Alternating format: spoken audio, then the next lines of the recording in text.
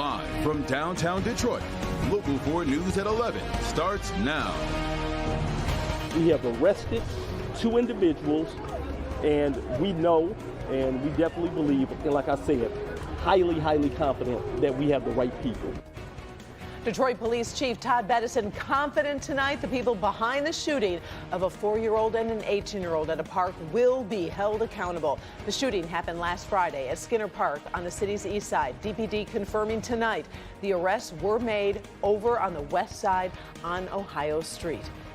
4-year-old Samir Grubbs and 18-year-old Davion Shelmanson Bay were both killed in that shooting. A 17-year-old was injured in the shooting as well. Thanks for being with us tonight. Kimberly Gill is off. I'm Karen Drew. And I'm Ty Steele. Today's arrests come after police took 2 people into custody on the day of the shooting, but they were later released. Now Chief Todd Bettison is confident they have the right people behind bars. Noel Friel spoke directly to the chief and a community leader tonight. Noel, the chief said tips from the community really did help in this case. Yeah, Karen, that's right. Chief Bettison said that through witnesses and tips from the community, detectives were able to quickly identify the 2 suspects and over the past several days have gathered the evidence to make those arrests. You know, I haven't had a good night's sleep since. And I can tell you that my homicide detectives and men and women of the Detroit Police Department, they haven't slept either. Police Chief Todd Bettison celebrating 2 arrests made in connection to the triple shooting at Skinner Playfield at his bi-weekly Walk a Mile event. With the excellent work that they have done, they were able to make 2 arrests today. Bettison believes 2 teens carried out the drive-by shooting after an argument and believes one of the victims may have been the intended target. I will not call them persons of interest. I will call them suspects. I'm confident that we have the right individuals. The arrests now bringing closure to the victims' families. Reverend W.J. Rideout is the pastor at All God's People Church, where the family of 4-year-old Samir Grubbs are members. Rideout is now helping Samir's mother make funeral arrangements. She's, overwhelmed that they caught the suspects and that, charges are going to be brought to them for what they did to her son. The triple shooting kicked off a violent week in Detroit, with 6 children and teens being injured or killed in shootings since Saturday.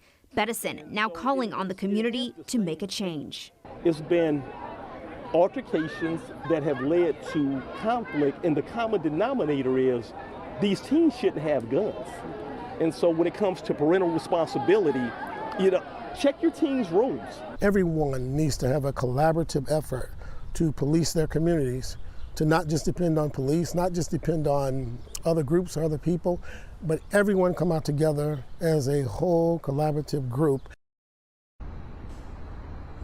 And Bettison credited homicide detectives' relentless police work for the quick arrests in this case, saying the homicide division worked around the clock to track down those suspects. Live downtown, Noel Friel, Local 4. Noel, those arrests were quick. Are we learning anything in terms of how police were able to track these suspects down? We are. What Chief Bettison told reporters is that through those witnesses and the tips from the community, they were actually able to identify the suspects the same night of the shooting. From there, they executed several search warrants at different locations until those arrests that we saw today near Ohio Street. Karen. All right, we'll be waiting to hear of those charges in the coming day or so. All right, Noel, thank you. And while those arrests were being made, about 200 kids gathered near the scene to speak out against violence. The event was organized by the Sound Body, Sound Mind Foundation, which brings kids together to keep them off the streets. The foundation focuses on youth development through sports and also mentorship. Its founder, Curtis Blackwell, says he wants kids and parents to know there are resources available to help them. We don't want that one moment to define us. We want this to be a testament that there's still a lot of vibrancy in this neighborhood, and that Detroit Public School District, this community, is a safe place, and that we're going to continue to move forward and not let that be a situation where this becomes something that's shut down and desolate.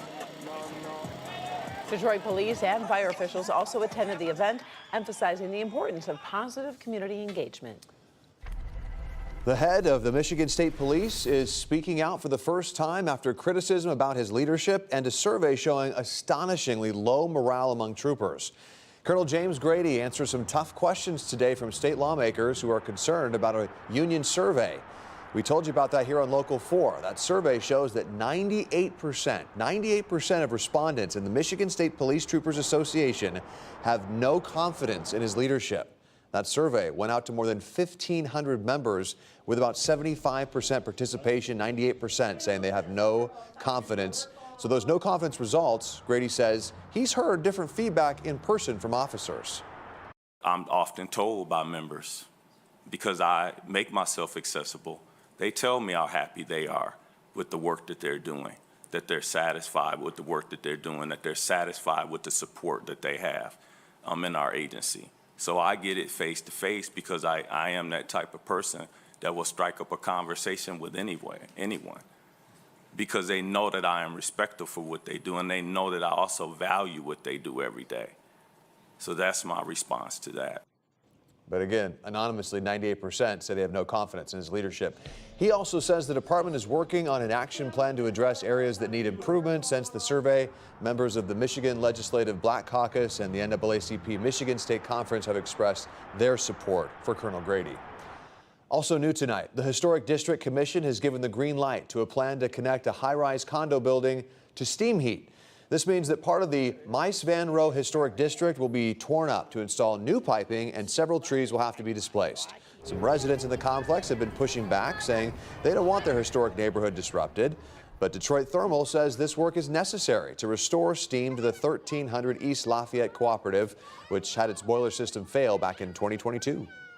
Michigan Attorney General Dana Nessel just announced a settlement of over $4 million against 6 Detroit area nursing homes accused of providing poor care. The facilities involved are part of the Villa Group and include the Ambassador, Father Murray, Imperial, Regency, St. Joseph's, and Westland.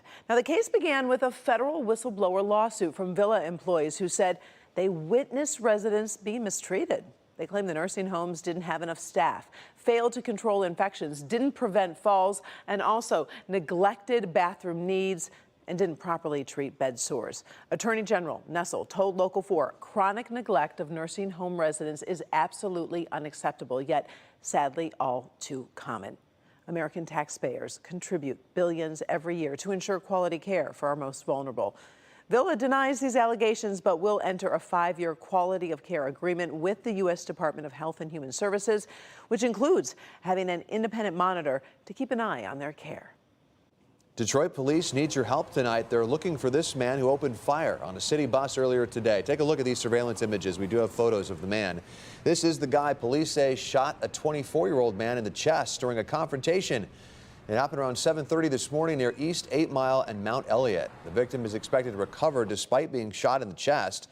The shooter took off after the shooting, but police say he left behind critical evidence, including the gun and his backpack. Major speeding crackdown in Ann Arbor in just 90 minutes. Police made 34 traffic stops over on Packard Street near Platte Road. They were busy. It's part of a citywide push to prevent deadly crashes under Ann Arbor's Vision Zero initiative. Now, officers say the goal isn't just tickets, it's changing dangerous driving habits. Packard is one of 3 high-risk corridors being targeted. The other 2 are the Washtenaw and Jackson corridors. We are told you should continue to see more police officers in these areas in the coming weeks. Slow down. Ann Arbor's enforcement effort is part of a bigger push by state troopers to crack down on speeders across Michigan. Police are planning to step up speed enforcement throughout the month. This comes after the state reported a 20% drop in speed-related crashes last year compared to 2022. If you are still making your plans for the 4th of July weekend, expect some roads to be very busy tomorrow. AAA predicting more than 72 million people traveling this holiday weekend. Most of those are packing up their car for their trip. Tomorrow, between 2 and 6, that is that time. That is going to be the worst time to hit the road. But if you have to travel tomorrow, of course, advice, get an early start. Students at Oakland University will be paying more for tuition and housing next year. Trustees just approved a new budget that raises costs across the board. On-campus housing is jumping 9%, with double rooms now costing more than $11,200. In-state undergraduate tuition going up 4.5%, and grad students will see nearly a 4% increase.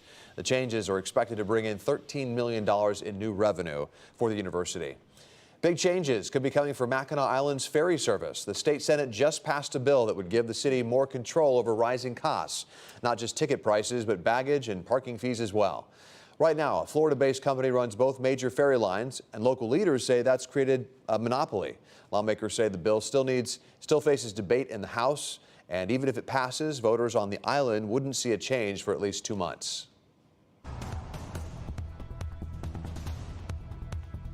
All right, getting a check on the forewarned forecast right now and a live look outside.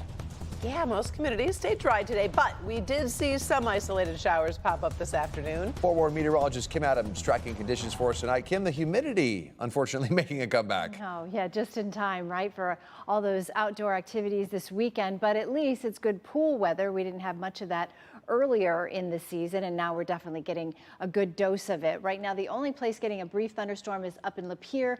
Otherwise, the thunderstorms we had come through this evening have now all moved off to the east, and we look forward to a pretty dry night.